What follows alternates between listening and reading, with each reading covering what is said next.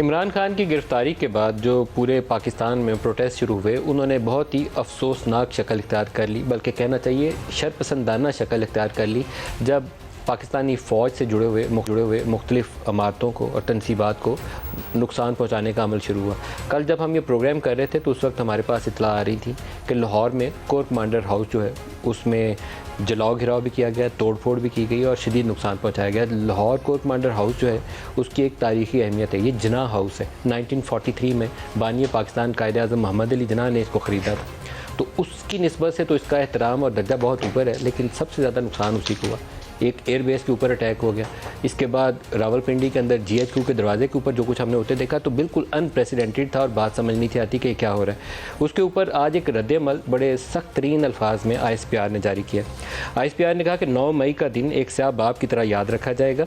नैब इलामिया के मुताबिक इमरान खान को कानून के मुताबिक गिरफ्तार किया गया। गिरफ्तारी के फ़ौरन बाद मुनज़्ज़म तरीके से आर्मी की इमलाक और तनसीबात पर हमले किए गए, फ़ौज के खिलाफ नारेबाजी करवाई गई। एक तरफ शरपसंद अनासर अवामी जज्बात को खुद गर्द मकासद की तकमील के लिए उभारते रहे, दूसरी तरफ लोगों की आंखों में धूल डालते हुए फ़ौज की अहमियत को उजागर करते रहे। ये सरासर दोगलेपन की मिसाल है। जो काम मुल्क के दुश्मन, ये बड़ा सख्त लाइन है, जो काम मुल्क के दुश्मन 75 साल न कर सके वो काम इक़्तिदार की हवस में मुब्तला गिरोह ने कर दिखाया। इससे ज़्यादा सख्त लाइन किसी के लिए बोली नहीं जा सकती। फ़ौज ने इंतहाई सब्र व तहम्मुल का मुज़ाहरा किया। कोशिश की गई कि फ़ौज अपना रद्द-ए-अमल दे जिसको अपने मज़मूम मकासद के लिए इस्तेमाल किया जा सके। पाकिस्तानी फ़ौज के ज़ुमराना रद्द-ए-अमल ने इस साजिश को नाकाम बनाया।